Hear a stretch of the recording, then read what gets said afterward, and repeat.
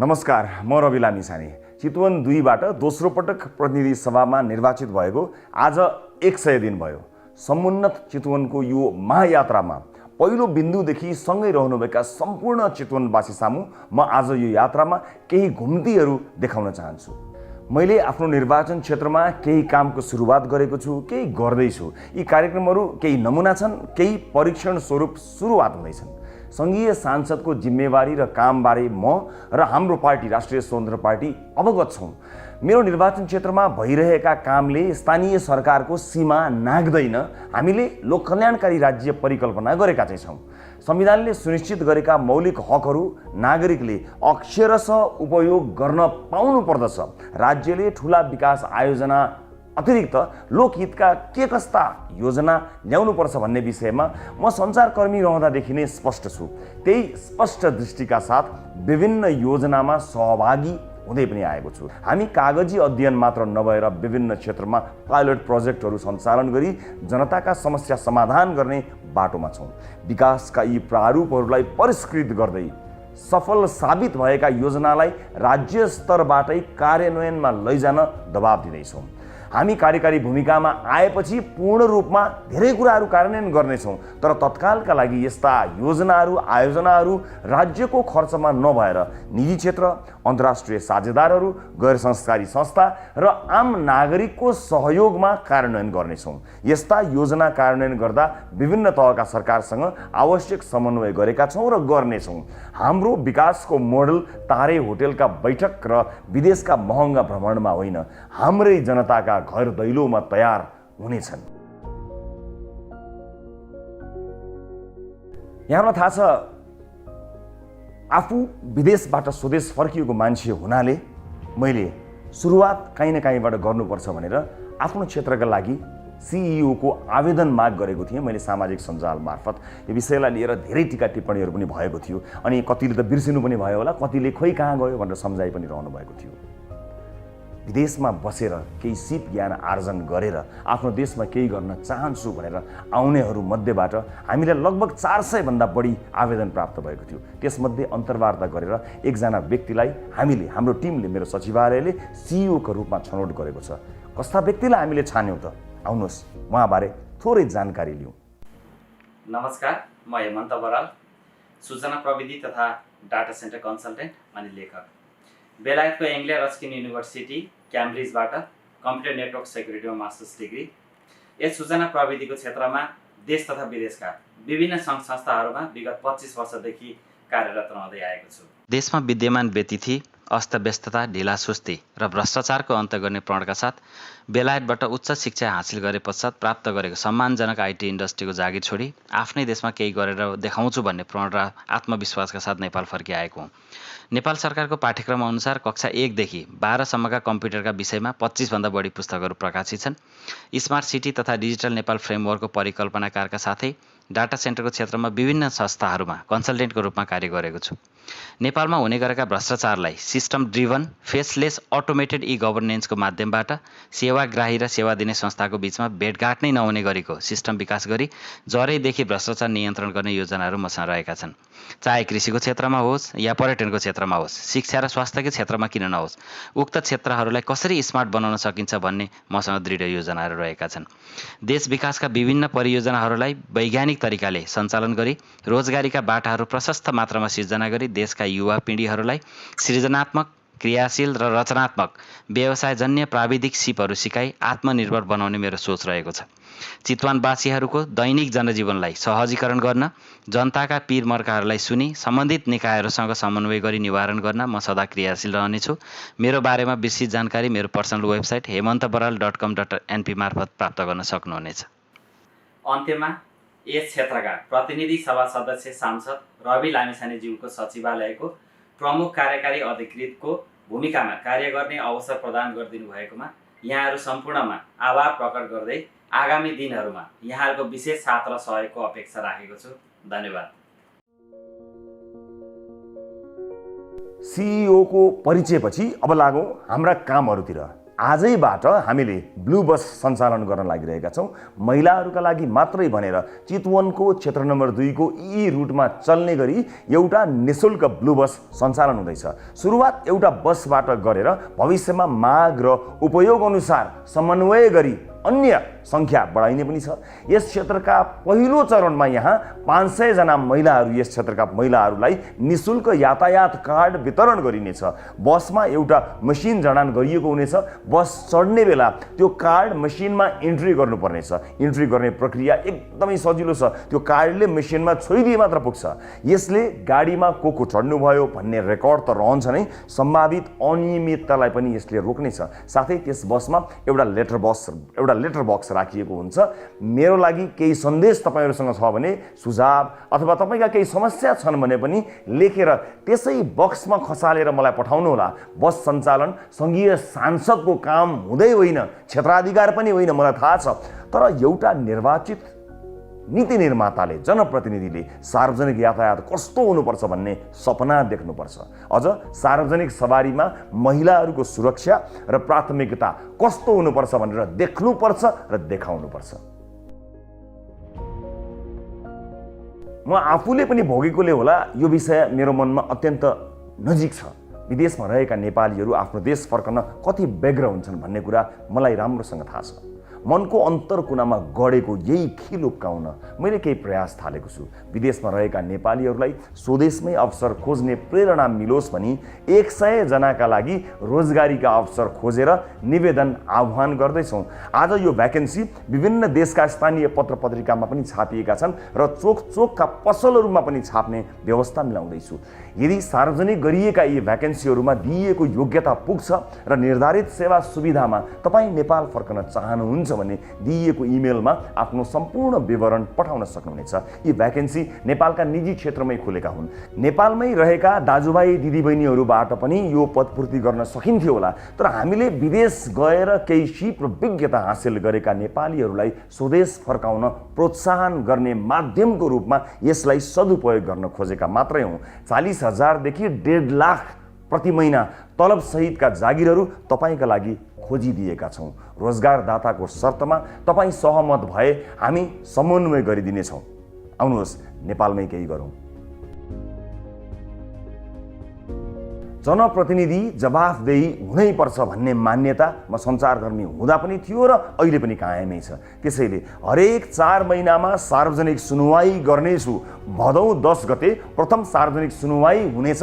चितवनमा सूचना प्रविधि विकासको अवस्था र सुधार गर्नुपर्ने विषयमा पनि चर्चा हुनेछ। हरेक 4 महिनामा चितवन क्षेत्र नम्बर 2 का विभिन्न ठाउँमा सार्वजनिक चासोका विषयमा यस्ता सार्वजनिक सुनुवाई गरिनेछन्। ती कार्यक्रममा विभिन्न सरकारवाला निकायलाई समेत बोलाई जनताका समस्या समाधान गर्न पहल गरिनेछ। उक्त सार्वजनिक सुनुवाईमा म आफ्नो कामको हिसाब जनतालाई बुझाउनेछु र सरकारवालाहरूसँग हिसाब जनताका लागि माग्ने पनि छु। आजबाटै 65 वर्षभन्दा माथिका वृद्धा बाआमाहरूलाई निःशुल्क मोबाइल क्लिनिक सुरुवात गरिनेछ। यो मोबाइल क्लिनिकले घर घरमा गएर बाआमाहरूलाई प्राथमिक उपचार दिनेछन्। हरेक दिन नयाँ टोलमा पुग्नेछौँ। क्लिनिक कहाँ आउँदैछ, कसरी आउँदैछ भनेर केही समय अगाडि नै यहाँहरूलाई सूचना दिइनेछ। यस क्लिनिकमा एकजना MBBS डाक्टर हुनुहुनेछ।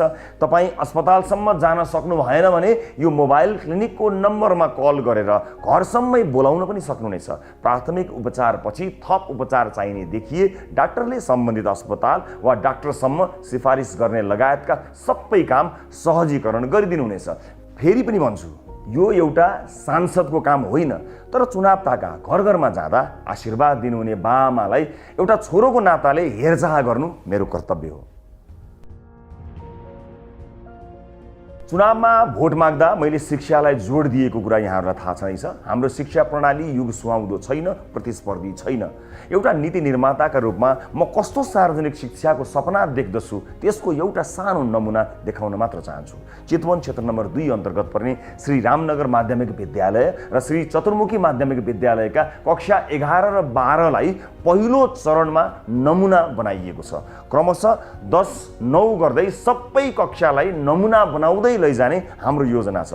बिस्तारै अर्को एक विद्यालयलाई पनि नमुना बनाउने लक्ष्य लिएका छौँ। चितवनका विद्यार्थीले काठमाडौँको बुढानीलकण्ठ र पोखराको गण्डकी बोर्डिङ स्कुलका विद्यार्थीहरूसँग प्रतिस्पर्धा गर्न सक्ने बनाउने लक्ष्य लिएका छौँ।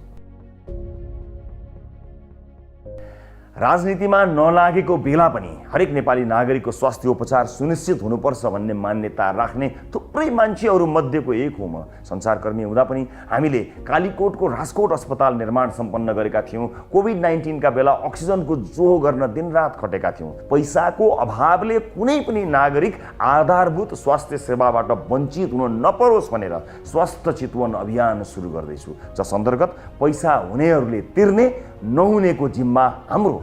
कति सफल हुन्छु थाहा छैन, तर सुरुवात चाहिँ चितवनबाट गर्न चाहन्छु, आफ्नै निर्वाचन क्षेत्रबाट गर्न चाहन्छु। यो अत्यन्त कठिन र अपजसी काम हो थाहा छ, तर हुन्छ र सकिन्छ भन्ने विश्वास लिएर सुरुवात गर्दैछु। त्यसका लागि प्रथम चरणमा क्षेत्र नम्बर 2 का विपन्न नागरिकलाई स्वास्थ्य बिमामा अनुबन्धित गर्ने योजना अगाडि सारेको छु। कसैले पनि पैसाको अभावमा ज्यान गुमाउन नपरोस् भन्ने उद्देश्यले विपन्न परिवारका लागि 5 लाख रुपियाँ बराबरको स्वास्थ्य बिमा कार्यक्रमलाई लिएर आएको छु। त्यसका लागि सुरुवाती चरणमा 100 जना छनौट गरिसकेका छौँ। यस योजनाको नाम स्वस्थ चितवन राखिएको छ। खानेपानीको व्यवस्थापनपछि मैले सबैभन्दा महत्त्व दिन चाहेको यो योजना चितवनवासीका लागि फलदायी हुनेछ भन्ने मैले आशा लिएको छु। हुनेले तिर्ने र नहुनेले पनि स्वास्थ्य उपचारमा पहुँच पुर्याउने यो योजनाका बारेमा थप जानकारी म दिँदै जानेछु। अहिले यो सुरुवात मात्रै हो। आम नागरिकको एउटा सानो नै भए पनि समस्या हल गरिदिन सक्यो भने आफूलाई असाध्यै राम्रो काम गर्न सकेको हुँ कि भन्ने एउटा आत्मविश्वास बढ्दै आउने गरेको छ।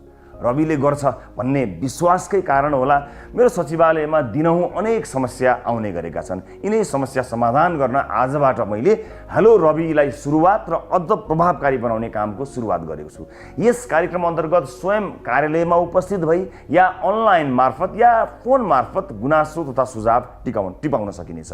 त्यस पश्चात तपाईँलाई एउटा टोकन वा टिकट नम्बर उपलब्ध गराइनेछ। त्यस मार्फत तपाईँले आफ्ना गुनासो या सुझावको कार्यान्वयन कहाँ पुग्यो र के भइरहेको छ भन्ने जानकारी अनलाइनमै पाउनुहुनेछ। संविधानले सुनिश्चित गरेका मौलिक हकहरू जनताले अक्षरशः उपयोग गर्न पाउनुपर्छ। नेपालको संविधानमा मौलिक हक अन्तर्गत धारा 31 मा शिक्षा सम्बन्धी हकको व्यवस्था छ, जसमा सबै नागरिकलाई आधारभूत शिक्षामा पहुँचको प्रत्याभूति गरिएको छ। तर यो कति कार्यान्वयन भएको छ, भएकोमा पनि शिक्षाको गुणस्तर के छ भन्ने बारे हामी अवगत नै छौँ, हामीलाई थाहै छ। यदि दुविधा छ भने पनि एकपटक इच्छा कामना गाउँपालिका आएर अवलोकन गर्न सक्नुहुनेछ। हामीले यसलाई चिर्नका लागि सानो एउटा प्रयास सुरुवात गर्दैछौँ। इच्छा कामना गाउँपालिका वडा नम्बर 1 भाराङ स्थित राष्ट्रिय आधारभूत विद्यालयको स्तरोन्नति सुरु गरेका छौँ। अहिले यो विद्यालय कक्षा 7 सम्म छ। 95% चेपाङ समुदायका विद्यार्थी पढ्ने यस विद्यालयलाई हामीले कक्षा 12 सम्म स्तरोन्नति गर्नुका साथै आवासीय बनाउन खोजिरहेका छौँ। त्यस्तै यो विद्यालयलाई नमुना शैक्षिक संस्थाका रूपमा विकास गर्ने हाम्रो योजना छ। यो विद्यालयमा 275 विद्यार्थी अध्ययनरत छन्। यो अभियानमा सहयोग गर्ने इच्छा कामना गाउँपालिका र सपना भिलेज सोसियल इम्प्याक्टलाई हृदयदेखि धन्यवाद तथा कृतज्ञता व्यक्त गर्न चाहन्छु। विशेष गरेर इच्छा कामना गाउँपालिकालाई पहिलो पटक निर्वाचित भएपछि मैले शरीर ढाक्ने राम्रो कपडा पनि नभएका र पेटभरि खाना नपाएका ससाना बालबालिकाहरूलाई साक्षी राखेर भनेको थिएँ कि एउटा यस्तो आवश्यक स्कुल बनाउन पहल गर्नेछु जहाँका विद्यार्थीले उत्कृष्ट शिक्षा, स्वादिष्ट भोजन र आकर्षक कपडा सजिलै प्राप्त गर्न सकुन्। बस त्यही अभियान अन्तर्गत यो आवासीय विद्यालय सुरु गर्दैछौँ। हरेक वर्ष बर्सातका बेलामा करिब 3 महिना बाढी पहिरोले क्षेत्र नम्बर 2 अझ विशेष गरेर मौलिन नारायणघाट सडक खण्ड आक्रान्त हुने गर्दछ। त्यसैले नागरिकलाई बाढी पहिरोको विपत्तिबाट जोगाउन र यस्तो विपत्तिबाट मद्दत गर्न हाम्रो RAT ऱ्यापिड एक्सन टिम चनाखो भएर अब खटिनेछ। प्रत्येक बर्खामा अत्यधिक जोखिमयुक्त क्षेत्रमा कम्तीमा 20 सदस्य सम्मिलित RATले सरकारी निकाय, सुरक्षाकर्मी र आम नागरिकसँग मिलेर सहजीकरण, उद्धार लगायतका काममा सहयोग पुर्याउनेछ। कृषिमा विश्वमै उत्कृष्ट मध्ये एक मानिने इजरायली प्रविधि, ज्ञान र सिपबारे हामी धेरैलाई थाहा छ। नेपालका लागि इजरायली राजदूत हनान गोरेरसँग 2080 जेठ 30 गते केन्द्रीय कार्यालयमा मेरो भेटवार्ता भएको थियो। उक्त भेटमा इजरायलको एक नमुना गाउँसँग हाम्रो इच्छाकामना गाउँपालिकालाई मित लगाउने र कृषिमा नमुना गाउँको रूपमा स्थापित गर्ने योजनामा छलफल भएको थियो। महामहिम राजदूतले यो योजनालाई अगाडि बढाउने विषयमा सकारात्मक प्रतिक्रिया र कदम चाल्नु भएको छ। नेपाल सरकारका सम्बन्धित निकाय र परराष्ट्र मन्त्रालयसँग आवश्यक पर्ने स्वीकृति र समन्वय गरी यो कार्यक्रम अगाडि बढाउन पहल सुरु गरेको छु। 2080 साल वैशाख 10 गते सम्पन्न उपनिर्वाचनमा मैले प्राप्त गरेको 54,176 मत बराबर फलफुल र जडीबुटीका बिरुवा रोप्ने योजना आज 100 दिनको अवसर पारेर उद्घोष गर्न चाहन्छु। हरेक मतदाता प्रतिको सम्मान स्वरूप मैले यो योजना आजबाट सुरु गर्दैछु र अब 54,176 बिरुवा रोपिसक्ने प्रण पनि आजै गर्न चाहन्छु। प्रत्येक मतदाताको नाममा कम्तीमा एउटा बिरुवा चाहिँ रोप्न चाहन्छु। मैले सुरु गरेका र सुरु गर्न चाहेका सबै कामको निरन्तरताका लागि आर्थिक स्रोत साधनको आवश्यकता पर्छ। म आर्थिक रूपले सम्पन्न मान्छे पनि होइन, भएको पनि छाडेर सेवामा लागेको मान्छे तपाईहरुलाई थाहा भएको विषय हो। एक व्यक्तिले गर्न सक्ने कुरा पनि त्यति धेरै हुँदैनन्, व्यक्तिका सीमितताहरू छन्। त्यसैले विदेशमा बस्नुहुने सम्पूर्ण चितवनवासीलाई एकजुट भएर हामीलाई यस काममा सघाउनको निमित्त र हातेमालो गर्नको निमित्त म विनम्रतापूर्वक अनुरोध गर्न चाहन्छु। हामीले चितवन क्लब बनाउँदैछौँ। यदि तपाईँ विदेशमा हुनुहुन्छ र यस क्लबमा जोडिन चाहनुहुन्छ भने स्क्रिनमा देखिएको इमेल र व्हाट्सएप नम्बरमा हामीलाई सम्पर्क गर्न सक्नुहुनेछ। देश बनाउने महाअभियानमा हामीलाई तपाईहरुको सहयोग अपरिहार्य छ। सँगै मिलेर हामीले चितवनबाट देश विकासको मोडल तयार पार्नु छ। अहिले मलाई र चितवनलाई तपाईको सहयोगको आवश्यकता छ। अहिले सहयोग गर्नुहोस् र विश्वास गर्नुहोस्, केही वर्षपछि तपाईले चितवनमा लगानी गर्नुहुनेछ, सहयोग मात्र होइन। र अन्त्यमा यी सबै कामको सुरुवात गर्दा सहयोग गर्नुहुने स्थानीय सरकार र चितवनका स्थानीयलाई धेरै धेरै धन्यवाद व्यक्त गर्न चाहन्छु। नमस्ते। कोही मान्छे बोल्दैनन् काम गर्छन्, कोही मान्छे बोल्छन् पनि काम पनि गर्छन्, कोही मान्छे बोल्छन् मात्रै काम गर्दैनन्, तर कोही मान्छे बोल्छन् पनि, खट्छन् पनि, सोध्छन् पनि, काम गर्छन् पनि, काम गराउँछन् पनि, गरेको काम मध्ये केही देखाउँछन् पनि, धेरै देखाइहाल्दैनन् पनि।